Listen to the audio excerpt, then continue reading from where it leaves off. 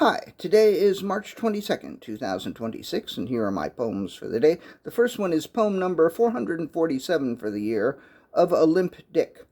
The faucet in the sink comes out so that you can spray the whole sink down with water, but then if you don't put the faucet back into the whatever you call it, then it hangs there, sadly drooping, and if you're me, you know what it's going to remind you of. Just because those two little lint balls didn't remind me of testicles doesn't mean the faucet isn't going to remind me of a limp dick.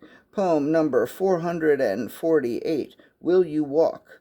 Will you walk with me through the fire and the rain, through the mud and the blood, through the sludge and that orange-ish looking shit? I don't know what it is, but it's probably not toxic. Will you walk with me through halls and walls, through holes and mellow rolls, through turnpike tolls, through the island of lost souls? Will you walk with me though the bus is right there, though the subway's a few blocks away, though it wouldn't kill us to take a cab? Will you walk with me, or if you don't feel like walking, will you sit with me a while longer? Will you sit here with me a while longer and while away some time until we really ought to get going?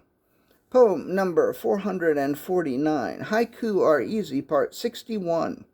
Castles in the sky, bicycles in lingerie, boats in pajamas. Poem number 450, In a Mood. Even if vegan ice cream isn't as good as ice cream made the torturous conventional way, and I'm not saying it isn't, but even if it isn't, it's still pretty fucking good. I mean, some vegan ice cream is shitty, but so is some conventional ice cream. And as you watch videos of calves being taken away from their moms, ask yourself how important it is that the ice cream or frozen dessert that you're about to consume conforms to your ideals of how it should taste. Oh, don't mind me, I'm just in a mood. I'm just in a I wish the dairy industry would just go away kind of mood. And the last poem of the day, poem number 451, Pleased as Punch. Oh wait, this isn't the last poem of the day, it's Sunday.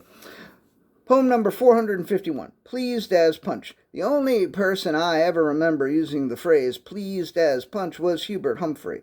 I don't remember the circumstances in which I heard him say this. It might have been in Chicago in 1968, and he might have said, I'm pleased as punch to accept the Democratic nomination for President of the United States of America.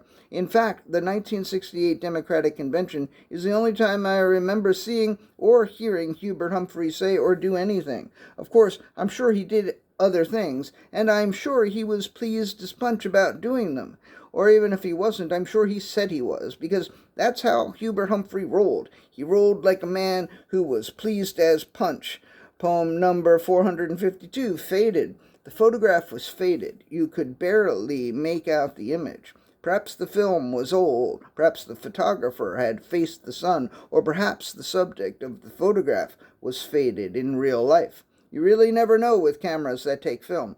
When the image is faded, it is like a faint sound that is fading in or fading out or simply remaining faint.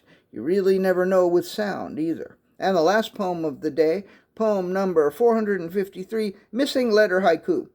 I've always believed orangutan really needs a G at the end. I pronounced that G. That isn't there. All right, that's it. Thank you. Happy Sunday. I appreciate you.